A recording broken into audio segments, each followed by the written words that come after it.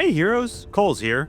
Today, I'm going to walk you through Faction Wars in Heroes vs. Hordes. Faction Wars is the best way to get guaranteed hero shards for your favorite heroes, along with super rare skill core books and skill book ultimates to help level up your hero's skills.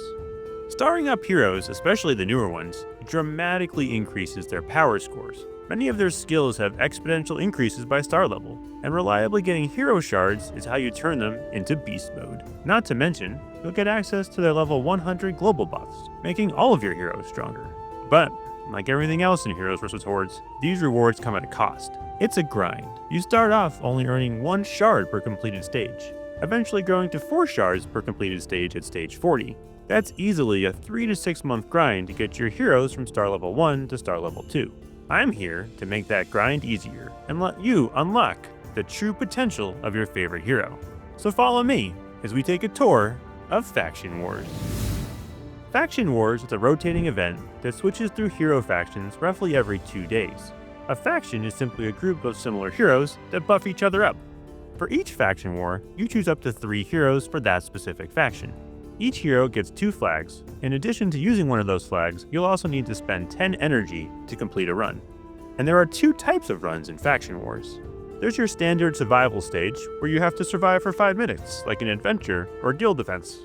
In this variant, you'll have both blessings and curses, similar to Arena. Some curses can be really damaging, like reduced damage or reduced area effect, while the blessings give slight advantages. The other type of run is called a Conquest stage. This is unique to Faction Wars.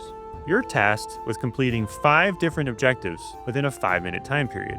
Each objective is also timed and has about 40 seconds to 1 minute. You must complete all of them to claim the rewards: hero shards, runestones, skill book cores, skill book ultimates, and a possible gold or silver key. Faction Wars has its own progression system. As you clear stages, they get harder, but that difficulty isn't impacted by anything outside of the event. The levels repeat on a 5-stage cycle: Conquest mode, followed by 4 standard survival stages, and then another Conquest mode. I personally really enjoy Conquest because they offer different gameplay, requiring you to pay attention and focus on your hero. And these Conquest stages can get difficult relatively quickly, so you'll need to continue gearing up to progress. Eventually, clearing all the stages will require full Ascended gear and get significantly easier with Mythic gear. It's not uncommon to be unable to clear a stage if you progress too far. However, you can always go back and clear easier stages to get the rewards. For example, if you're stuck at stage 25, you can always go back and clear stage 20, which offers similar rewards but is potentially easier. You might even need to go back 5 or 6 stages for certain heroes that aren't as strong. However, you're going to want to complete Faction Wars for 2 main reasons. The first is to get hero shards and runestones to increase hero star levels. It's good to think of runestones as like a very small fraction of a hero shard, in addition to the actual hero shards you're getting. It's also one of the few places where you have a chance to earn both skill book cores and skill book ultimates to increase the skill level of your heroes. And like I mentioned earlier, increasing the star levels of your heroes not only directly makes them stronger, but also unlocks global buffs at level 100, which makes all your other heroes stronger too. But for your main hero, you'll be grinding this event for about a year to get them to star level 3. You can speed that up if you decide to buy a permanent boost. And while I very rarely talk about real money options in Heroes vs. Hordes, this boost and the pet expedition are the exceptions because they're permanent. In fact, I didn't even realize this boost was permanent until I had been playing for 8 months. If I had known earlier that it was permanent, I may have considered buying it, because getting them early can significantly increase your event output. For around $20, if you can identify your favorite hero or faction, it can be a really good deal. The permanent boost allows you an extra run for each of your chosen heroes, plus additional hero shards at the end of a run, runestones, skill book cores, and skill book ultimates. The permanent boost only helps heroes within the same faction, which is where it can get expensive if you purchase boosts for multiple factions. Strong factions include the Mechanist League and Warriors Guild, which will have many strong heroes available in them. Getting it for one of these factions and focusing on them can definitely be worth it early in your adventure. And to be fair, many people who are around VIP level 4 and 5 who have spent about $100 in the game recommend this as a good value, because it's permanent. Even the diamond boost at $50 can be really worth it over the course of a year for your favorite hero. Okay, and now that you know the mechanics of Faction Wars, let's get on to the unique gameplay. Survival mode is basic, like guild events or adventure, so it doesn't need much explanation. You'll need to stay alive for 5 minutes as the horde come at you. Conquest mode, however, is different, so I'll explain how to optimize your runs. Since the difficulty spikes are significant at each Conquest stage, you can easily compare heroes' overall power scores relative to each other. The easier the run, the stronger the hero. So let's prep for a Conquest stage. First, we'll go with gear. For gear, you want your max DPS. That means a rogue helm, rogue chest, ranger boots, rogue gloves, and a rogue necklace, followed by the wizard ring. Instant kill is disabled in Faction Wars, so rogue ring gets replaced with wizard ring. However, if you're freezing a lot of horde with ice wand, wizard ring also provides maximum value, so it's a win-win. Early in the game, substitute out for your strongest gear, even if it's not exactly optimal.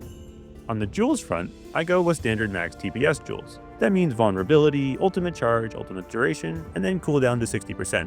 The cooldown cap in Faction Wars is 90%, so you want to run cooldown to 60 via jewels, and then get another 30% from cooldown tome during the run. Cooldown is the single biggest amp to damage in the game, and these jewel setups, especially when you're early in the game, are supposed to be boring, so don't merge your cooldown jewels. Late game players will substitute in Projectile P, Projectile M, Area of Effect, and/or Explosion. Now on to pets. Pets are particularly important in Faction Wars when you run weaker heroes. With that in mind, you'll want to have your highest damage pets. Consider something like Crystal Saurus, Hydrobasilisk, or the newly buffed Stormgriffin. Pets are super important for Conquest stages, as weaker heroes like Frost Mage or Dark Ranger just provide support for the pet. For these heroes, I end up drafting off my pet like in racing. I follow it instead of letting it follow me. High damage pets like Crystal Saurus or Hydrobasilisk become incredibly valuable when you draft behind them wherever they go, staying safe in their damage field. Which brings us to the mid-run weapon priority. When running Faction Wars, your weapon priority favors disruption over damage. That's why high innate damage heroes perform better. Their main weapon can do the majority of the damage, and then use the other weapons to support it. With that in mind, you're looking at this weapon priority. Your main weapon, followed by 1 or 2 points in Ice Wand, and then evolving Boomerang, and following it up with Bomb and Fire Orbs. If you have special weapons that offer stuns or slows, you can substitute those for Boomerang, or if you have better damaging ones like Mighty Boar or Pike, use those over Bomb. Conquest stages are essentially a stat check on the hero's innate damage plus the amount of disruption they can generate to survive.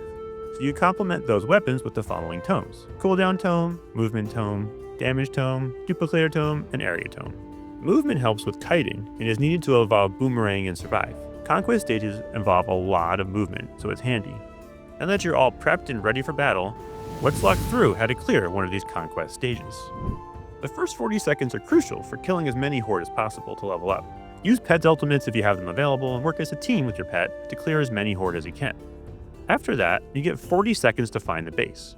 A big arrow will point you in the direction you need to run. As you run towards the base, you'll see big flocks of seagulls, or, just basic enemies, crossing the screen that drop a ton of XP. Try to balance killing as many of these flocks as possible while still reaching the base before time runs out. If you don't get there with time left, it's the equivalent of dying and you'll need to use a revive. Once you reach the base, you'll have to stay in 4 particular areas for a set amount of time to take down the base defenses. Disruption is critical because you'll be standing still. About halfway through, an elite mob spawns and you'll have to deal with him. Try to kite it while standing in those specific areas while the cannon rotates and destroys the base defenses. Next, after the base defenses are down, you'll have 40 seconds to take down the base. The best way to take down the base is to stand as close as possible so that all your weapons can hit it. If you have enough evasion, defense, and health, you can literally stand in the center of the base to maximize damage. The base will be doing damage to you, but the damage reflects back onto the base, speeding up the whole process. After you take down the base, you have 40 seconds to build your own base. Several more elites spawn, which can make kiting tough. Disruption is again crucial here to survive while you stand in the circle and build your base. Placing a high-level pet in the center of the circle helps significantly. After you've finally built your base, you have to survive the final 40 seconds. Another elite will spawn along with big waves of horde. Having solid AoE at this point, like evolved fire orbs and boomerang, can really help. You're confined to a fenced-in area, so try to stay in the corner of the area to draft off your pet, or wedge yourself between the base and a cannon to limit horde access to you. And that should do it. That should let you clear through a Conquest stage. But you might be asking, why am I using weaker heroes? Well, the fun part of Faction Wars is getting to play off-meta heroes. Those second-tier guys you don't regularly play elsewhere. You'll need to figure out how to beat stages with them to get through Faction Wars faster. But the best heroes for this event have built-in disruption and high damage. This combo means the best heroes are the usual suspects.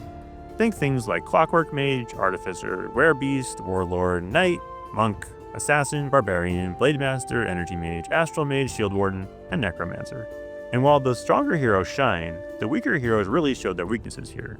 Spirit Shaman, Tinkerer, Arcane Mage, Dark Ranger, Frost Mage, Fire Mage, Runemaster, and Glacial Sentinel all have a hard time dealing enough damage in these higher level stages. In fact, I do a lot of my strength recommendations for best heroes list based on how these heroes perform in high level faction wars.